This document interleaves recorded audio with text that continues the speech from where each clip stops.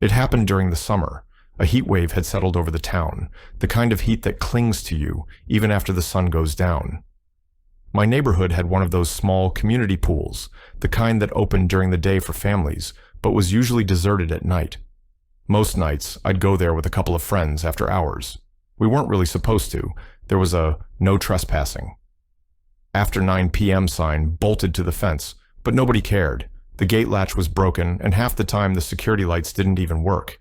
It was just an old pool in an old neighborhood. That night, it was only me. My friends had bailed, and I couldn't sleep in the heat, so I decided to go alone. I figured a quick swim would cool me off. I grabbed a towel, slipped out quietly, and made the short walk down the street. The pool sat under a row of buzzing streetlights, though most of them had burned out years ago. The water shimmered faintly under the one working lamp, the surface dark and glassy except for the occasional ripple from the breeze. It looked normal, but something about the silence around it struck me. Usually, even late at night, you'd hear insects or cars in the distance. That night, it felt too quiet, like the air itself was holding its breath. I tossed my towel on a chair and climbed down the ladder into the shallow end. The water was colder than I expected, almost shocking, but after a minute it felt good. I swam a few slow laps, letting my body relax. The water muffled the world, and for a while, I actually forgot how late it was. Then I noticed something. When I stopped in the middle of the pool, just floating on my back, I saw the reflection of the streetlight on the water. At first it was steady, just a glowing yellow orb, but then it wavered. Not like ripples from me moving. This was different. The light bent, almost like a shadow had passed over it. I jerked upright, scanning the fence, the chairs, the gate. No one was there. I told myself it was just my imagination. Maybe a moth had flown across the light, or I'd drifted too far and made waves without realizing it. I swam to the edge and rested my arms on the side of the pool, trying to shake the weird feeling. That's when I heard it. A splash. Not mine. It came from the deep end. I whipped my head toward it. The water was smooth, calm. No ripples, no movement. I held onto the edge, my chest tightening, listening hard. After a few seconds, the silence returned. Just still, heavy air pressing down on me. I almost climbed out right then, but part of me felt stupid, like I was scaring myself over nothing. So I stayed, telling myself I'd just imagined it. But as I ducked under the water, something brushed against my foot. The instant something touched my foot, I shot upward, breaking the surface with a gasp. My first thought was that it had to be a twig, or maybe a loose band from someone's old pair of goggles drifting along the bottom. Pools always had random junk sinking down there. But when I steadied myself against the wall and looked down, the water was clear. Nothing floated, nothing moved. The pool lights were off. Only the weak glow of the street lamp overhead lit the water. And yet, I could still see to the bottom. Empty tiles, faint shadows, nothing more. I tried to laugh it off, but my voice cracked, coming out thin in the silence. I shook out my legs, telling myself it was probably just a current or my nerves. The problem was, pools don't really have currents. The water should have been still. I decided to leave. I started climbing the ladder out of the shallow end, my hands wet and slippery on the rungs. I was halfway up when I froze again, another splash, this time louder. I turned my head toward the deep end and swore I saw a circle of ripples expanding across the water as if something had just broken the surface and gone under again. But no one was there. I climbed out completely, heart hammering, and grabbed my towel. My hands were shaking so badly, I almost dropped it. I told myself I was just on edge, but deep down, I knew what I'd heard. That wasn't in my head. I sat on one of the lounge chairs for a while, forcing myself to breathe, staring at the pool. The ripples had faded. The water was calm again, almost too calm. I should have left then, just walked home, locked the door, and forgotten about it. But something held me there. Curiosity, maybe, or that strange, stubborn thought that if I left, I'd always wonder what it was. So, against every bit of common sense, I leaned forward and looked closely at the deep end. The shadows looked strange. From a distance, the bottom of the pool should have been an even blue-green, but instead, it looked darker in the center, like the water was thicker there somehow. It was subtle, but the longer I stared, the more it seemed like something was wrong. I told myself I'd prove it was nothing. I wrapped the towel back around the chair, walked to the diving board, and stood at the edge. The air was heavier there, warmer somehow, and the water below looked almost black. I took a deep breath and dove in. The cold shocked my body instantly, so much colder than it had been in the shallow end. My ears popped from the sudden pressure as I swam downward, eyes wide open. The underwater world looked normal at first, the familiar tiles, the slope down to the deep end. But as I reached the bottom, I felt it again. That same brush against my foot. I kicked hard, twisting around, but nothing was there. No flipper, no shadow, no floating debris. Just endless water and the faint light above. That's when I realized something chilling. The water didn't sound right. When you're under, you should hear the muffled hum of the filters, the faint buzz of the streetlight, even your own bubbles as you move. But here, it was silent. Completely silent. The kind of silence that makes your head ache. My lungs were burning, so I pushed off the tiles and swam up as fast as I could. But just before I broke the surface, I opened my eyes one last time, and I saw it. A shape, just at the edge of my vision, down near the bottom. Too large to be debris, too dark to be a trick of light. It wasn't moving, but it was there, watching. I shot out of the water, gasping, pulling myself onto the concrete deck so fast I scraped my elbows raw. I didn't even care. My towel was still on the chair, but I didn't bother grabbing it. I just ran. I ran barefoot all the way home, chlorine stinging my skin, water dripping down my back, refusing to look over my shoulder. When I finally made it to my room and slammed the door, I told myself it had to be exhaustion, or shadows, or just me being paranoid. But as I lay there shivering in my bed, I couldn't stop replaying that moment under the water, how the silence had swallowed everything, and that dark shape waiting at the bottom.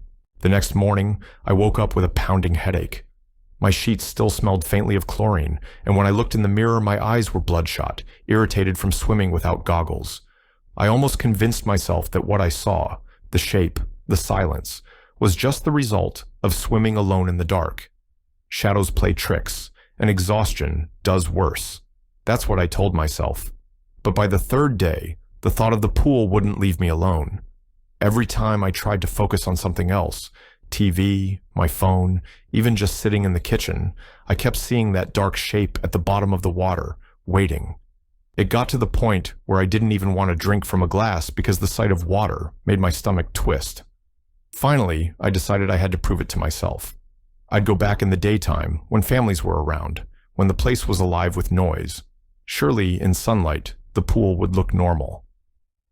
So that Saturday afternoon, I walked down again. The place was busy, kids splashing in the shallow end, parents lounging on plastic chairs, the lifeguard perched with his sunglasses on. Everything looked exactly how I remembered as a kid. Normal. Safe. For a while, I sat on the bleachers with my towel, watching the water, waiting for it to look wrong again. But it didn't. The sun made the pool sparkle, every ripple catching the light. The water filters hummed steadily. Kids screamed and laughed. Nothing about it felt strange. I was just about to leave when I noticed something. In the deep end, no one swam. Not one person.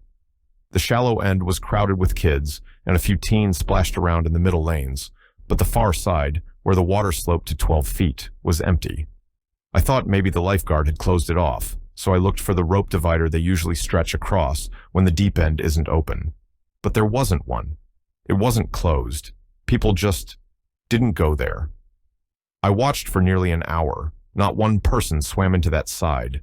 Not one dive. Not one cannonball. It was like everyone instinctively avoided it. When I finally did stand to leave, I felt a strange pull.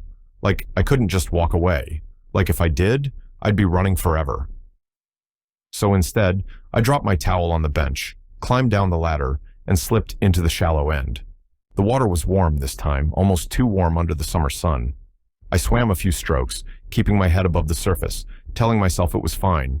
Totally fine. But as I floated there, something caught my attention. The deep end looked darker again. Even in full sunlight, it was a murky blue-black, while the shallow side sparkled clear.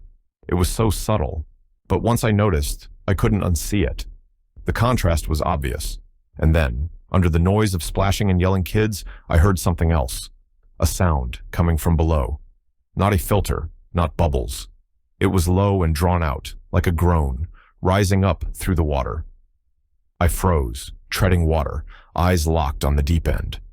The lifeguard blew his whistle just then, calling for a break. The kids groaned and climbed out. Parents waved them over for snacks, and suddenly the pool was empty, except for me. The sound grew louder. I started backing toward the wall, but my legs brushed something. Not a toy, not a float. It felt like fingers, cold, slick fingers, sliding against my ankle. I kicked hard, heart racing, pulling myself up the ladder in a panic. When I glanced back at the water, I expected to see something breaking the surface. But the pool was calm again, perfectly flat. The lifeguard shouted from his chair, asking if I was okay. I nodded quickly, grabbing my towel with shaking hands. He just shrugged and turned back to his phone. As I wrapped myself in the towel, I couldn't stop staring at the deep end. Sunlight glittered off the shallow water, but the far side remained dark, almost swallowing the light. And in that darkness, I swear I saw movement. Not a splash, not a ripple. Something shifting just below the surface. After that day, I swore I wouldn't go back. I told myself it wasn't worth it. The heat, the curiosity, none of it. Whatever was in that pool, I wanted no part of it anymore. But the problem was, it didn't leave me alone. That night, I woke up around 2 a.m. to the sound of water dripping. At first, I thought it was just the bathroom sink down the hall, but when I sat up, I realized it was closer, much closer. Drip, drip, drip. I turned on my lamp, and my stomach sank. There was a small wet spot on the carpet beside my bed.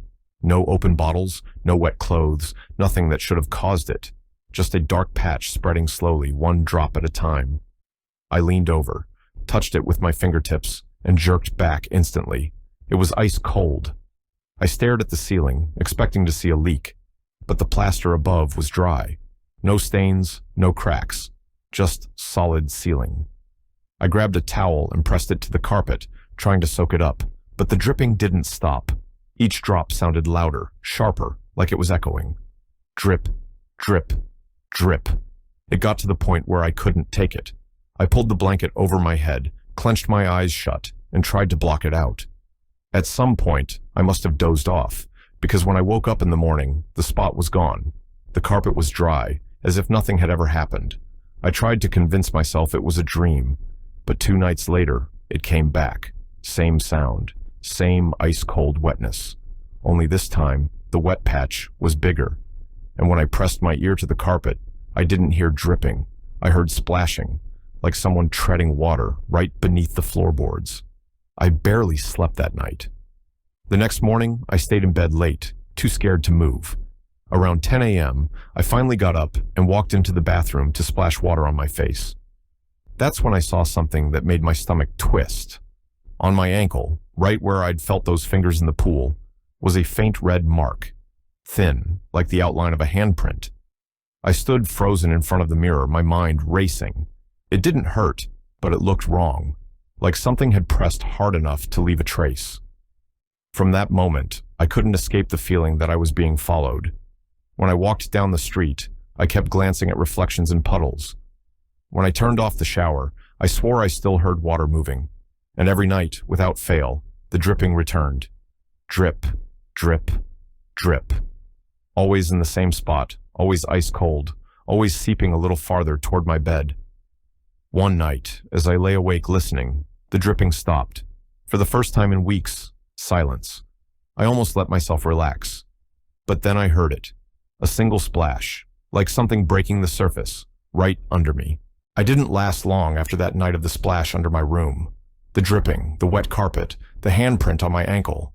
It all built up until I couldn't sleep or think straight. I felt like I was losing my mind. So the next morning, I did the only thing that made sense to me. I went back to the pool. It was still early, long before opening hours. The air was heavy with humidity, and the place was silent, except for the faint buzz of a single streetlight. I climbed the fence and dropped down on the other side, scraping my palms raw on the concrete. The water was completely still. No breeze, no sound, just a flat surface reflecting the dull sky. It looked almost ordinary in the daylight, but I knew it wasn't. Not anymore. I walked slowly around the deck toward the deep end. My chest was tight, my mouth dry, but I couldn't stop myself. It felt like the answer to everything was down there, waiting. I stood at the edge, staring. For a few seconds, nothing happened. Just silence. Then, without warning, something broke the surface. Not a face, not a hand. Bubbles, a rush of them, rising from the bottom as if someone had just exhaled a lungful of air down there. I froze, every muscle in my body tensing. My first thought was impossible. Someone was in the pool, but I'd been watching it the whole time. No one had gone in. The bubbles stopped and the water went flat again. That was all it took. I couldn't do it. I couldn't look anymore. I turned and ran, barefoot, stumbling over the concrete, scraping my leg on the fence as I climbed out. I didn't care. I just needed to get away. By the time I made it home, I was shaking so badly I could barely unlock the door. I locked myself in my room, sat on the floor, and told myself over and over that I was done. That was the last time. I'd never go back there again. And I didn't. But the strange thing is, a few weeks later, I overheard something. Two neighbors were talking outside, and one mentioned the pool. She said a kid had drowned there years ago, late at night. The body wasn't found until the next morning, floating in the deep end. I didn't ask for details. I didn't want to know the name, or the year, or whether it was true.